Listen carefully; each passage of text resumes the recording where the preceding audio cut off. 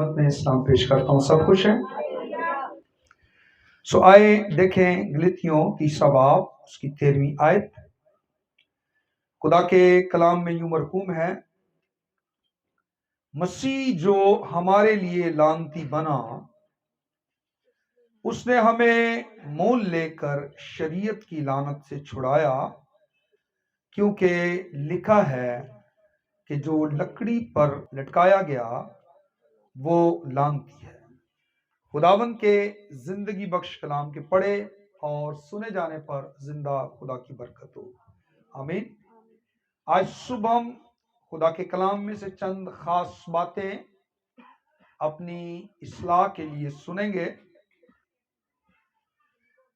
कि हमें लानत से कैसे रिहाई मिली है और कैसे हम इस लानत से रिहाई पा सकते हैं। बाइबल मुकद्दस हमें बताती है कि इब्लीस जब हवा के पास गया तो वो सांप में होकर हवा तक पहुंचा और आदम के पास नहीं गया, वो हवा के पास गया।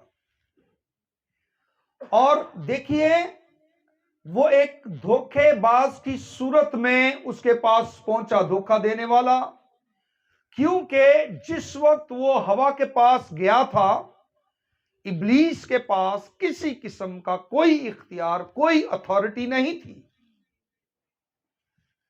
जब वो हवा के पास गया, उसने हवा को धोखा दिया और जब हवा के जरिया वो आदम तक पहुंचा तो आदम को चाहिए था कि वो उसको यानी इब्लीस को धक्के देकर वहां से निकाल देता, लेकिन आदम ने ऐसा नहीं किया। आदम ने इब्लीस के हुक्म को मान लिया, बजाय इसके कि वो खुदा के हुक्म को मानता कि ना तू उस फल को खाना, ना उस फल को छूना।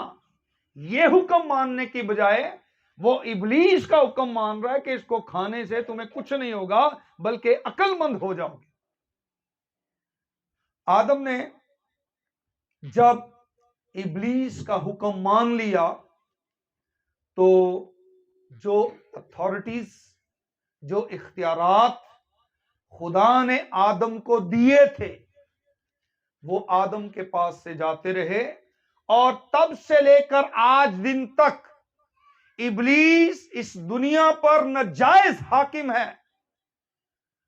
और वो इस दुनिया पर राज कर रहा है, हुकूमत कर रहा है, इख्तियार रखता है।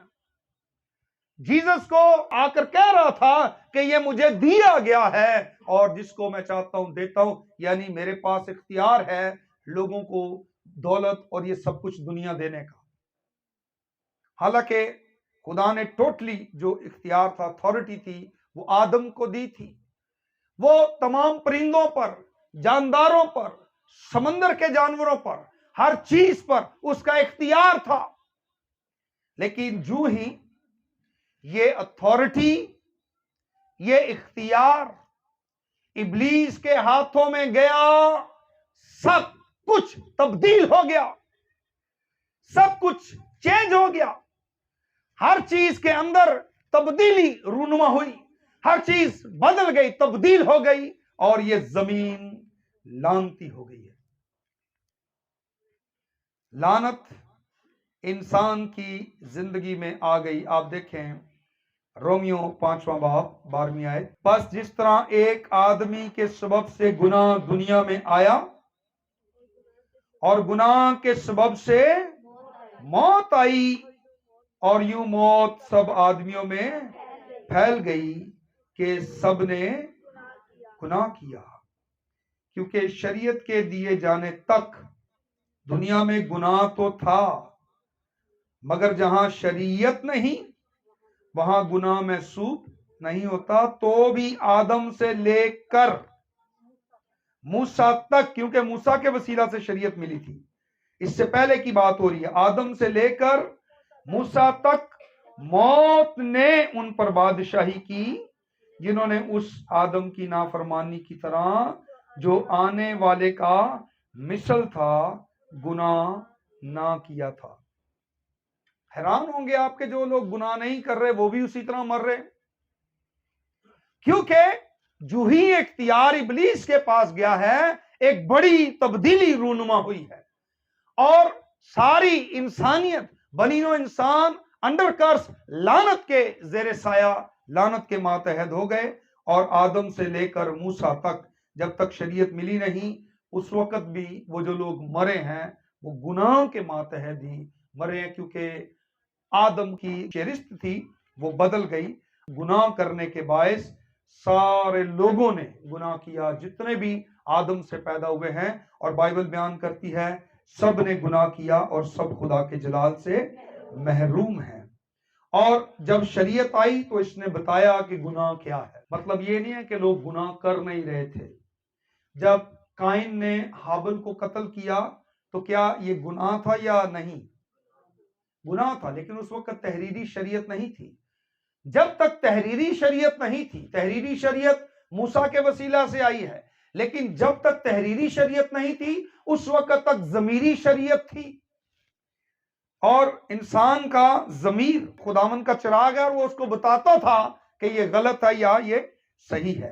तो उस वक्त भी जो लोग मर रहे थे, अब लोग सोचते होंगे कि अब इससे कैसे छुटकारा मिल सकता है, अब हम इससे कैसे रिहाई पा सकते हैं, अब इस मामले से जान छूटेगी या नहीं। क्योंकि जब आदम ने गुनाह कर ही लिया है, नाफरमानी कर ही ली है, अब सारी बनीनो इंसान सारी इंसानियत जो है वो गुनाह के मातहत है, मौत के कब्जा में है, मौत ने उन पर हुकूमत की है। तो खुदा कुछ नहीं कर सकता था।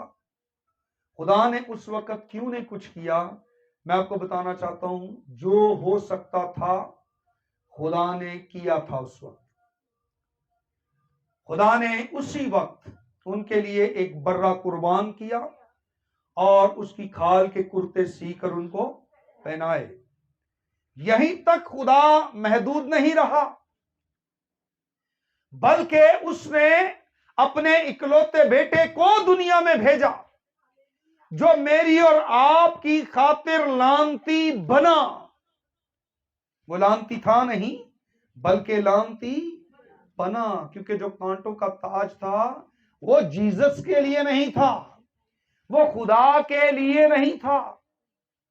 क्योंकि खुदा इस कदर पाक है कि वो बदी को देख नहीं सकता, तो वो बदी कैसे कर सकता है? ये सजा बदकारों की सजा थी, ये सजा गुनहगारों की सजा थी, लेकिन वो हमारा सब्स्टिट्यूट होकर, हमारा इवजी होकर, हमारे बदले में हमारा इवजी होकर वो कुर्बान हो रहा था। और जो कुछ मेरे साथ आपके साथ होना था, जो सबके साथ होना था, उस एक अकेले के साथ हुआ।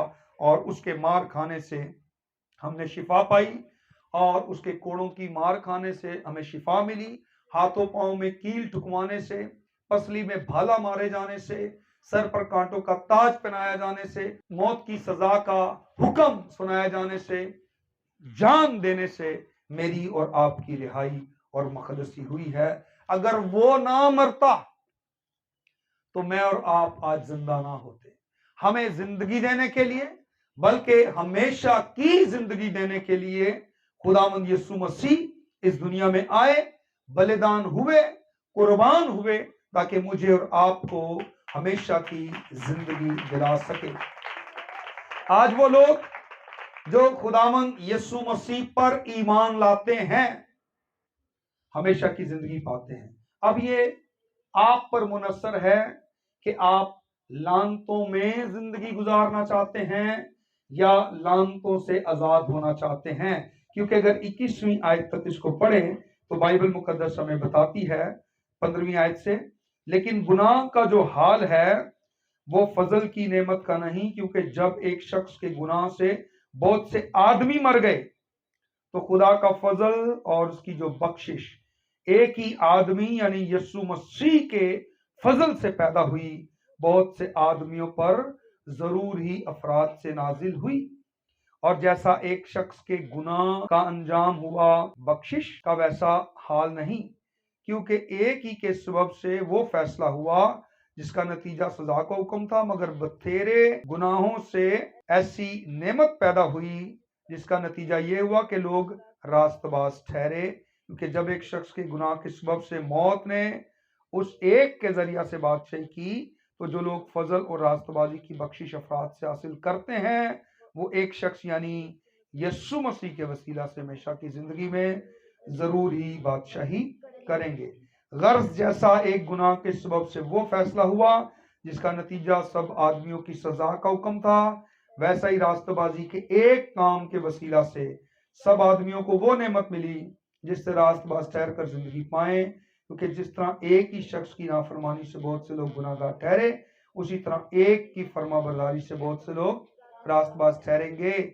और बीच में शरीयत मौजूद हुई ताकि गुनाह ज्यादा हो जाए, मगर जहां गुनाह ज्यादा हुआ वहां फजल उससे भी नहायत ज्यादा हुआ, ताकि जिस तरह गुनाह ने मौत के सबब से बादशाही की, उसी तरह फजल भी हमारे खुदावंद यीशु मसीह के वसीला से हमेशा की जिंदगी के लिए रास्तबाजी के जरिया से बादशाही करे। अब जो भी कोई शख्स यीशु पर ईमान लाएगा कि वो मेरा इवजी है, मेरे बदले मरा है, और उस पर ईमान लाकर अपना शख्सी निजात दहिंदा उसको कबूल करेगा, तो उसके फजल से उसको फायदा होगा, और वही है जो हमेशा की जिंदगी का वारिस बनेगा। और जो कोई इसको कबूल नहीं करता और तौबा नहीं करता, पानी का बपतिस्मा लेकर अपनी जिंदगी खुदावंद को नहीं देता है, वो हमेशा की जिंदगी से महरूम रहेगा। खुदावंद यीशु मसीह ने ये मिरास हमें दोबारा देने का एक बहुत बड़ा काम किया है। ये उसके मंसूबे में था, उसने ऐसा कर दिया है। अब अथॉरिटी यीशु के पास है। आसमान पर जाने से पहले उसने कह दिया था कि आसमान और जमीन का कुल इख्तियार मेरे पास है। सारी अथॉरिटी खुदावंद यीशु मसीह के पास है, और वो ये अथॉरिटी, ये इख्तियार उसी को देगा जो गालिब आएगा। हमें दुनिया पे गालिब आना है, गुनाह पे गालिब आना है, हमें इब्लीस पर गालिब आना है। इब्लीस के मंसूबों में, बहकावे में नहीं आना है। हमें यीशु मसीह पर सादा सा ईमान रखकर उसको अपना निजात दहिंदा मालिक मानकर हमें उस पर ईमान रखते हुए उसके साथ जिंदगी गुजारनी है, रास्तबाजी की जिंदगी गुजारनी है। रास्तबाज ही उस इख्तियार को पाने वाले होंगे, क्योंकि बाइबल बयान करती है कि वो जिंदगी के दरख्त के पास आने का इख्तियार पाएंगे। ये अथॉरिटी भी उनको दी जाएगी। जब आदम ने गुनाह किया था तो ये इख्तियार भी उससे गया, उसको वहां से निकाल दिया गया, और जिंदगी के दरख्त के चौगिर्द शोलाजन घूमने वाली तलवार का पैरा लगाया गया ताकि आदम यहां पर ना आए। वो उसके लिए ममनुआ एरिया था, वो उससे उस जगह पर नहीं जा सकता था, उससे ये इख्तियार छिन चुका था। लेकिन जो रास्तबाजी, खुदावंद की रास्तबाजी में जिंदगी गुजारेंगे, उन्हें ये इख्तियार दिया जाएगा। वो जिंदगी के दरख्त के पास आने का इख्तियार रखेंगे। सो आइए अपने सरों को झुकाएं और जिंदा खुदा की शुक्रगुजारी करेंगे। हालेलुया।